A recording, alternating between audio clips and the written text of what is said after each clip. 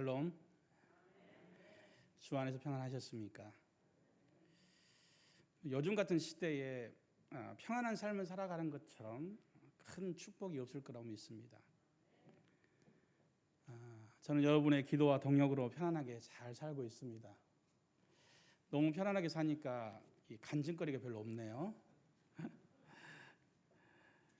작년 4월에 베트남에 들어갔었는데 충수염 때문에 베트남에서는 수술을 안 해준다고 해서 한국에 와서 수술하고 회복이 잘 돼서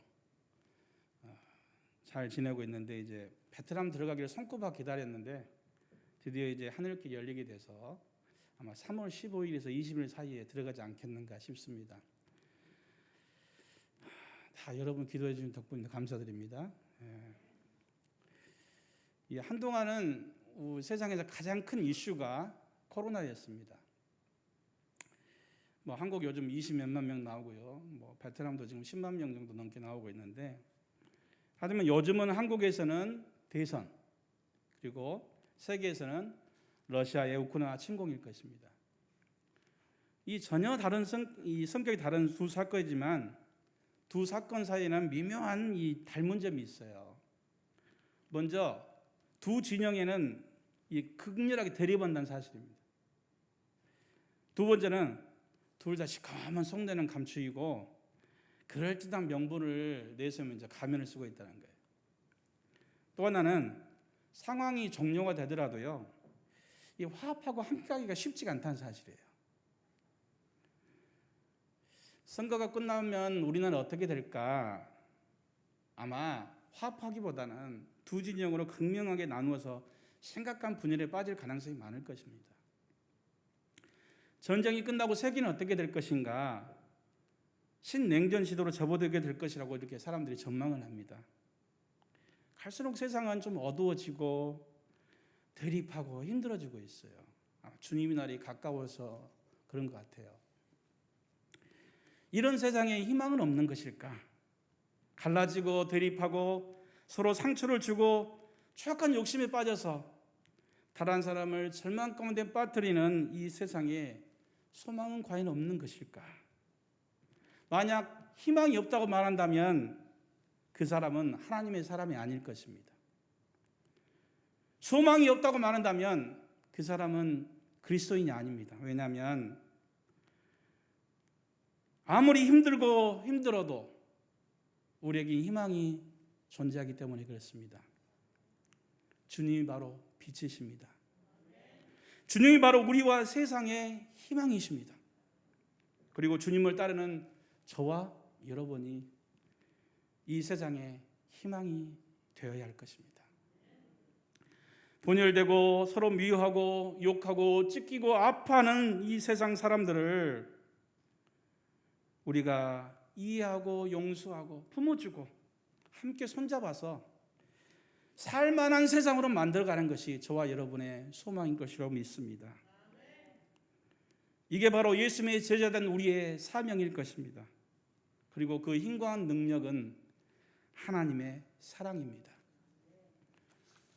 우리를 위해 독생자 예수 그리스도를 죽음에 내어주신 하나님의 놀라운 사랑만이 이 아픈 세상을 치유할 수 있는 것입니다. 어둠이 깊을수록 빛은 더욱 빛나는 법입니다. 이제 저와 여러분이 코로나를 비롯한 여러 가지 원인으로 인해서 상처받고 힘들어하고 절망 가운데 있는 이들에게 그리스도의 사랑의 촛불을 밝혀야 할 때인 것입니다. 그러므로 저와 여러분은 기도해야 합니다. 하나님, 이 세상을 치유할 수 있는 능력을 저에게 주십시오. 우리 교회에 주십시오. 우리 가정에게 주십시오라고 기도하시는 여러분 되시기를 바랍니다. 그러면 우리는 어떻게 사랑을 해야 하겠습니까? 먼저 사랑은 허물을 덮어주는 것입니다. 요즘 여러분의 마음에 가장 큰 울림을 준 혹시 어떤 사건이 있었습니까? 저는 얼마 전 뉴스를 보는데 한 장면이 저에게 큰 감동을 주었어요. 러시아 병사들이 쳐들어왔는데 이 보급이 잘 안 돼서 굶었나 봐요. 근데 우크라이나 시민들이 와서 자기 나라를 침공하고 자기 형제 자매를 죽이는 그들에게 따뜻한 홍차와 빵을 건네주는 거예요.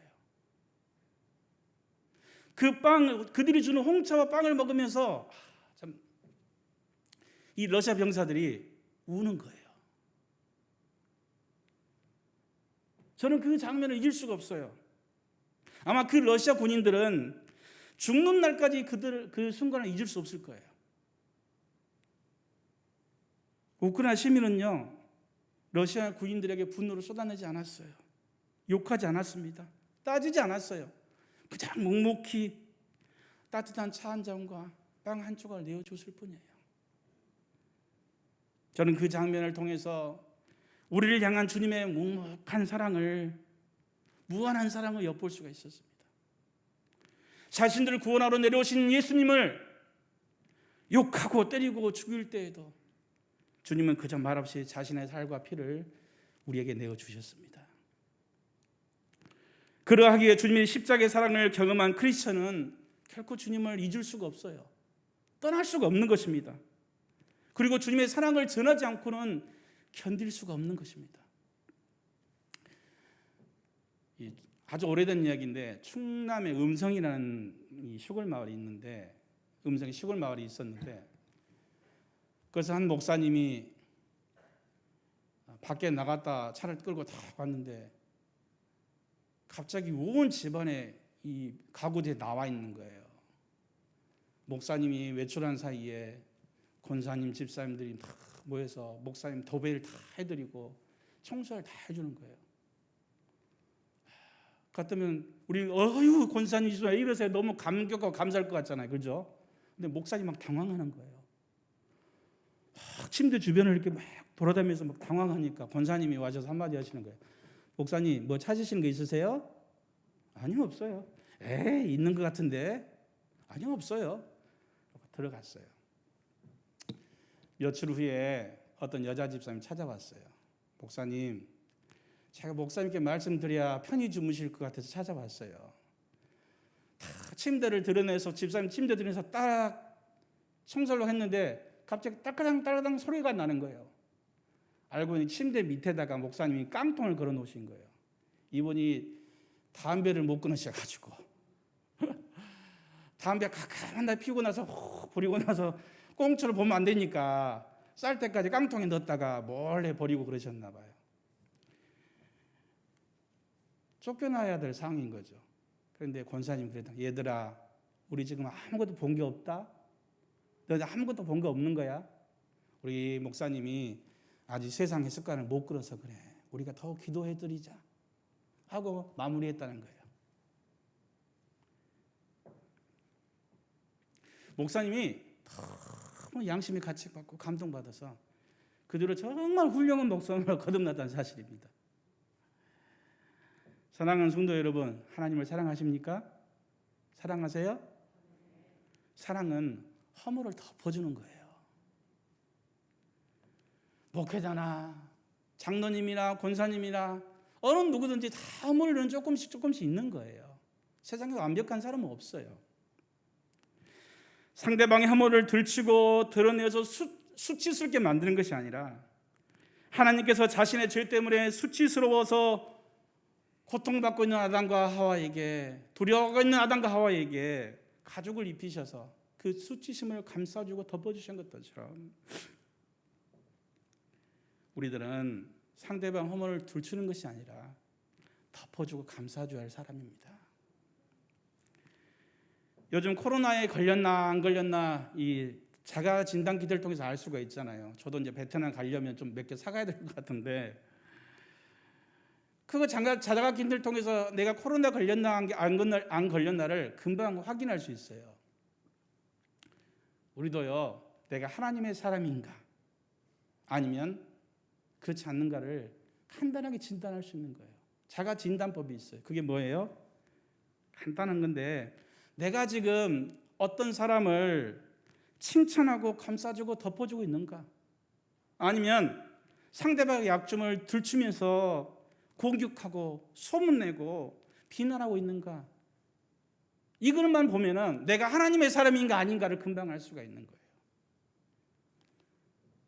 뭐 우리 성모무덤교회 안 가겠지만 의교회 가면 아유 목사님이 뭐 설교가 어떻다느니 뭐 목소리가 어떻다느니 사랑이 있느니 없느니 뭐 키가 작느니 많으니 사모님 어떻고 권사님은 어떻고 집사님 어떻고 장로님 세상에 그러면 돼 안 돼 하면서 말이 많은 분들이 계세요. 우리 뭐 여종대 회장님이 어쨌다니 남종계 회장이 어떻다니.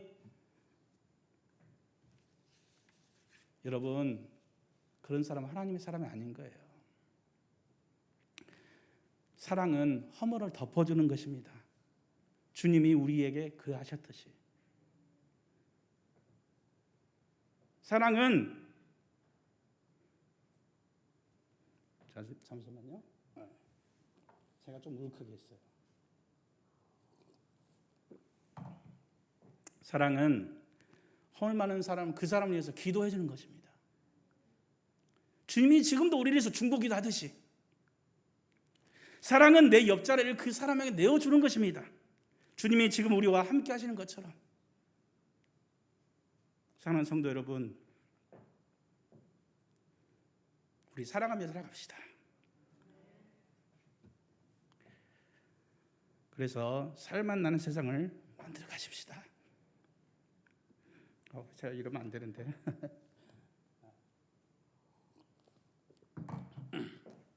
두 번째로 사랑은 두려움을 내어 쫓는 것입니다.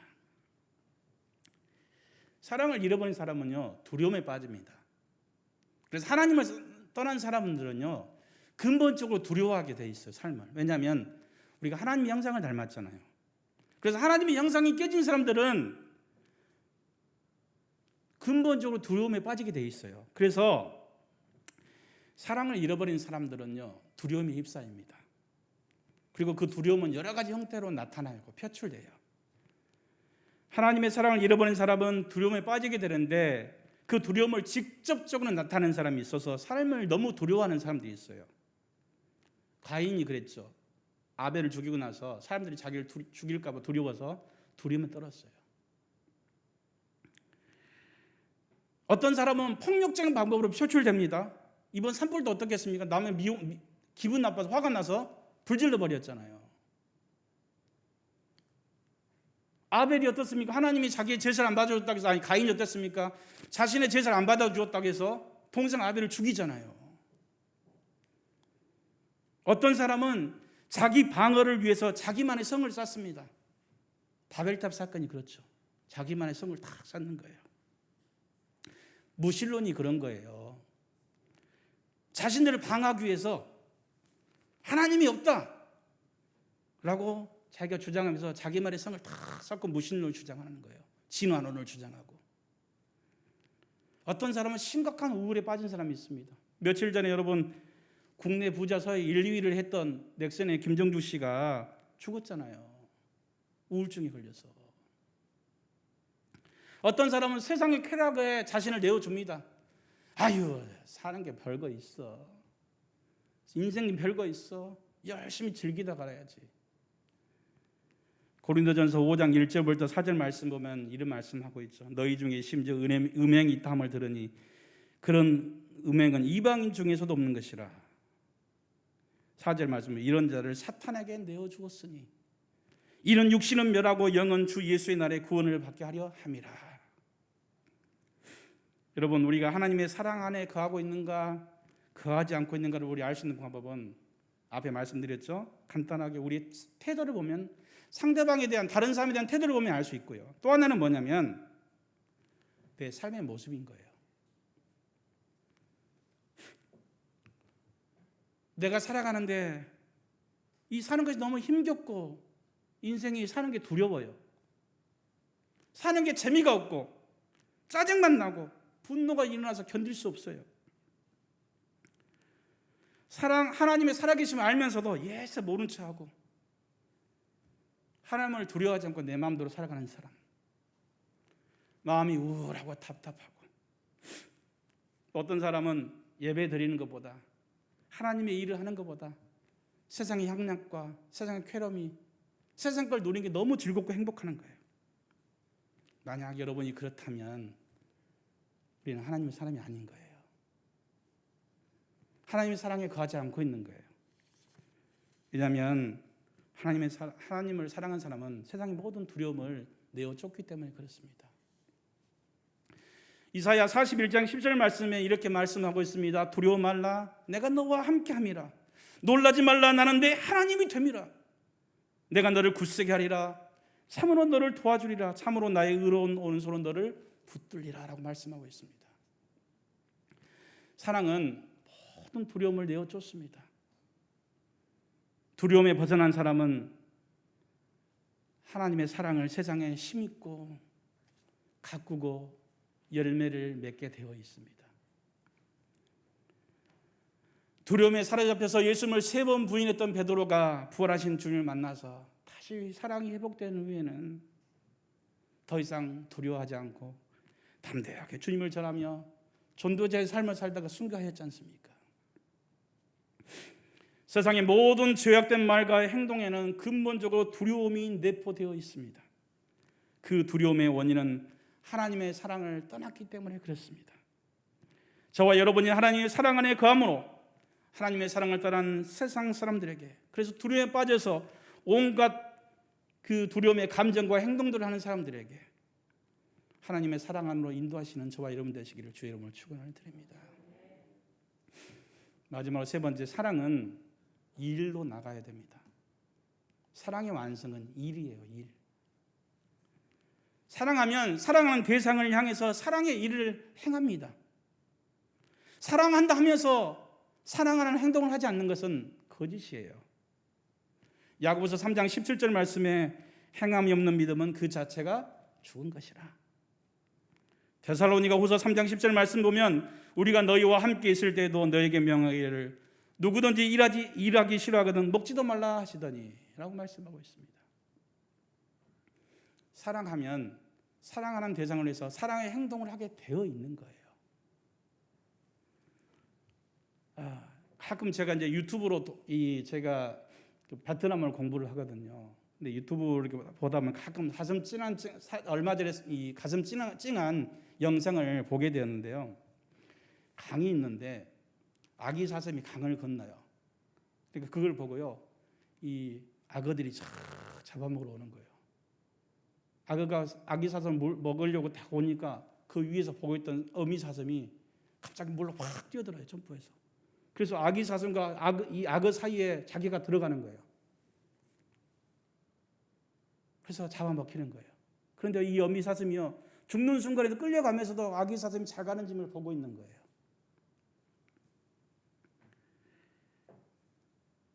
예수님은 십자가에 달려 돌아가실 때에도요, 그렇게 기도하시죠. 주님.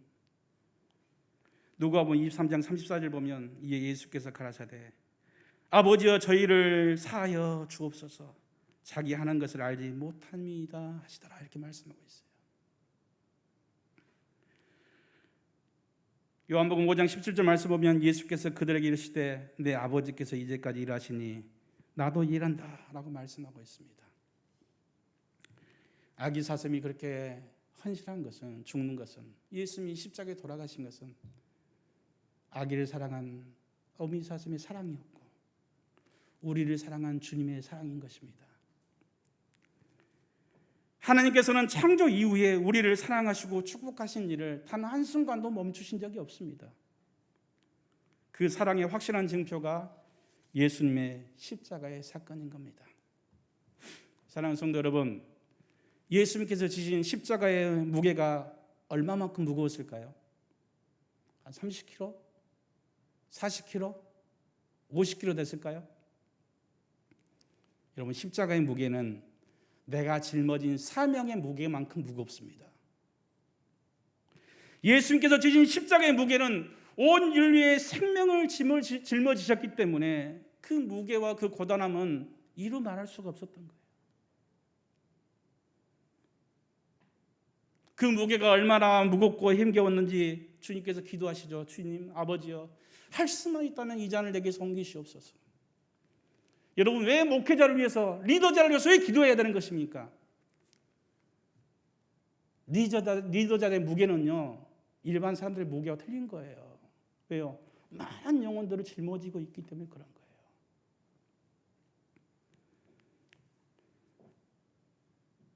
사도 바울은 고린도후서 11장 23절부터 27절 말씀에 이렇게 말하고 있습니다. 내가 수고를 넘치도록 하고 옥에 갇히기도 하고 더욱 많이 하고 매도 수없이 맞고 여러 번 죽을 뻔하였더니 유대인들에게 40에서 하나 감한 배를 5번 맞았으며 3번 태장으로 맞고 1번 돌로 맞고 3번 파선하고 일주일을 깊은 바다에서 지냈으며 여러 번 여행하면서 강의 위험과 강도 위험과 동족 위험과 이방인 위험과 시내 위험과 광야 위험을 바다 위험을 거짓 형제의 위험을 당하고 또 수고하고 있으며 여러 번 자지 못하고 줄이고 목마르고 여러 번 굶고 춥고 헐벗었노라. 여러분, 사도 바울이 왜 이런 삶을 살았을까요? 하나님의 사랑에 감동되어서 하나님을 너무나 사랑하기에 하나님을 사랑하기 위해서 하나님을 사랑하는 대상인 하나님의 일을 하기 위해서 그렇게 움직인 거예요. 사랑하는 성도 여러분, 여러분의 지신 십자가의 무게는 과연 얼마나 나가십니까? 혹 너무 가볍진 않습니까? 너무 가볍고 너무 심플해서 하나님의 사역적으로 산다는데 그렇게 어렵지도 않고 힘들지도 않고 아무런 고민도 없는 것입니까? 혹시 잠시 십자가를 내려놓고 그늘에서 쉬고 계시지는 않습니까? 사랑하는 성도 여러분, 여러분 과연 얼마만큼의 십자가의 무게를 감당하기를 원하십니까? 마태복음 16장 24절 말씀에 이렇게 말씀하고 있습니다. 아무든지 나를 따라오려거든 자기를 부인하고 자기 십자가를 지고 나를 쫓을 것이니라. 우리가 주님을 믿고 하나님의 자녀로 산다는 것은 자기 십자가를 진다는 것을 전제로 말씀하고 있습니다. 자기 십자가를 지지 않는 신앙인, 자기 십자가를 지지 않는 사역자는 있을 수 없습니다. 그런 사람은 하나님을 사랑하는 것이 아닙니다. 분명한 것은 우리가 자신의 십자가를 지겠다고 결심하고 나갈 때 하나님께서 우리가 십자가를 질 수 있는 은혜와 능력을 선물로 주신다는 사실입니다. 그런데 우리가 십자가를 진다는 것은 반드시 한 가지의 사실을 또한 전제하고 있습니다. 그 십자가는 내가 지고 싶은 십자가를 지는 게 아니라 주님이 원하시는 십자가를 지어야 한다는 사실입니다. 사랑은요, 사랑하는 대상자가 원하는 걸 해주는 것이지 내가 원하는 걸 해주는 게 아니에요. 열흘 전에 필리핀에 있는 선배에게 전화가 왔어요. 제가 이제 파송교회가 없잖아요. 파송교회 없이 10몇 년 정도 살아가고 있는데 홍 목사, 이 필리핀에 파송시켜주고 월 200만 원씩 후원을 해주고 교회가 5개 세워져 있고 센터가 다 지어진 데가 있는데 이리 오지? 그러는 거예요. 이제 베트남 가거나 필리핀 살면 집을 얻으면 임대료가 한 60만 원 정도 들어요. 5, 60만 원 들어요. 그러면 실은 후원금이 250만 원 생기는 거예요. 교회도 있고 센터도 있고 교회도 5개 세워졌대요. 잠시 그리 갈까도 생각해 봤어요. 가면은 애들 교육하기도 쉬울 것 같고 저도 좀 어떻게 보험이라도 들고 연금도 좀 들을 수도 있을 것 같고 미래도 준비할 수 있을 것 같고 그죠? 좀 편안하게 살 수도 있을 것 같아요. 그런데 거절했습니다. 왜냐하면 하나님이 저에게 이 중국을 떠날 때에 너는 베트남으로 가라라고 말씀하셨거든요. 주님, 제가 베트남으로 가겠습니다라고 하나님께 고백했잖아요. 주의 사역자는 내가 하고 싶은 곳, 내가 하고 싶은 일을 하는 게 아니에요. 주님이 원하시는 곳에서 주님이 원하시는 일을 해야 되는 거예요. 그게 사역자입니다. 오늘날 교회에서 주님의 일을 할 때도 마찬가지입니다. 내가 봉사하고 싶은 일과 주님께서 내게 원하시는 일이 일치가 되면 얼마나 좋겠습니까? 왜냐하면 마냥 기쁨 가운데 주의 일을 할 수 있을지도 모릅니다. 그런데 그렇지 않을 때가 참 많습니다. 그럴 때 여러분의 선택은, 여러분 마음의 상태는 어떻습니까? 하나님의 교회를 하나님을 위해서 열심히 당회하다가 싸우는 교회가 있습니다. 열심히 하나님 일을 열심히 하나님 일을 한다고 재직회 하다가 남성교 하다가 여성대 모임에다가 성가대 교사 모임 하다가 싸우는 교회가 있습니다. 싸우는 사람도 있어요. 그러다가 뭐 교회를 나오네 만에 주의 일을 하네 만에 하는 사람도 있어요. 여러분, 주님의 일을 하는데 왜 그렇게 내 생각과 뜻이 중요합니까? 내 생각과 뜻이 다르게 일이 진행이 될지라도 주님의 일에 나를 맞춰야 되지 않겠습니까?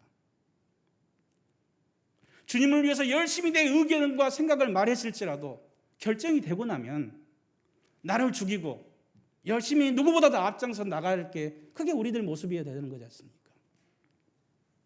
왜 주님을 위해서 일꾼을 세우다가, 왜 주님을 위해서 계획하고 일하다가, 왜 주님을 위해서 하나님의 성전을 세우다가 왜 시험에 들고 내 마음대로 교회를 떠나고 다른 사람을 욕하고 싸우냐 이 말이에요. 사랑하는 성도 여러분, 우리는 내 일을 하는 사람들이 아닙니다. 주님의 일을 하는 사람들입니다. 사랑하는 성도 여러분, 우리는 내 인생을 사는 사람들이 아닙니다. 주님이 원하시는 인생을 살아내야 하는 사람들입니다. 빌립보서 3장 14절 말씀 보면 사도 바울은 이렇게 말하고 있습니다. 표대를 향하여 그리스도 예수 안에서 하나님이 위에서 부르신 부름의 상을 위하여 달려가노라. 사랑하는 성모분들께 성도 여러분, 2022년에 저를 비롯해서 여러분 모두가 표대를 향하여 부르심의 상을 위하여 달려나가는 하나가 되기를 주의 이름으로 축원을 드립니다. 우리는 지금 분열과 다툼, 대립으로 인해 상처받은 세상 속에 살고 있습니다. 너무나 빠른 시간에 너무나 많은 일들이 일어나서 혼란스러운 상황 속에 살고 있습니다. 그래서 많은 이들이 힘들어하고 절망하고 있습니다. 우리는 그들에게 주님의 희망이 되어야 합니다. 우리는 그들에게 주님이 희망이십니다. 예수님이 당신들의 빛이십니다라고 선포하고 고백하는 우리들이 되어야 될 것입니다. 사랑은 주님이 그러했듯이 허물을 덮어주고 그 사람을 위해서 기도해주고 우리의 옆자를 내어주는 것입니다. 사랑을 잃어버린 사람들은 두려움에 빠져서 두려워하고 그래서 분노하고 하느님을 부인하고 우울해하고 쾌락을 자신을 내어주는 사람들에게, 그래서 심판의 길로 가는 사람들입니다. 여러분, 진정한 사랑은 이 모든 두려움을 내어 쫓는 것입니다. 2022년 여러분 진정한 하나님을 사랑에 만나고 경험하심으로 여러분 인생의 모든 두려움이 사라지고 이 세상을 아름답게 만들어 나가는 그러한 그리스도인이 되시기를 주의 이름으로 축원을 드립니다. 사랑은 사랑의 일로 나가야 됩니다. 바로 자기 십자가를 지는 것입니다. 하나님을 사랑한다 하면서 십자가를 지지 않는 것은 진정한 신앙인 사역자의 자세가 아닙니다. 십자가는 내가 지고 싶은 것을 지는 것이 아닙니다. 하나님이 원하시는 십자가를 지어야 되는 것입니다. 하나님을 사랑하는 사람은 하나님께서 원하신 일을 행하는 사람입니다. 2022년 사랑하며 살아가는 삶을 사시기를 주의 이름으로 축원을 드립니다. 기도드리겠습니다. 사랑의 아버지 하나님, 이 혼란스러운 세상 속에 주님이 희망이고 비침을 선포하는 우리들이 되게 하여 주옵소서. 하나님의 깊은 사랑 가운데 빠져들어감으로 그 사랑을 경험함으로 사랑 속에 이 세상을 아름답게 만들어가는 삶을 살아가도록 인도하여 주옵소서. 그런 삶을 살도록 하나님 우리에게 은혜를 허락하여 주옵소서. 능력을 허락하여 주옵소서. 예수님 이름으로 기도드리옵나이다. 아멘.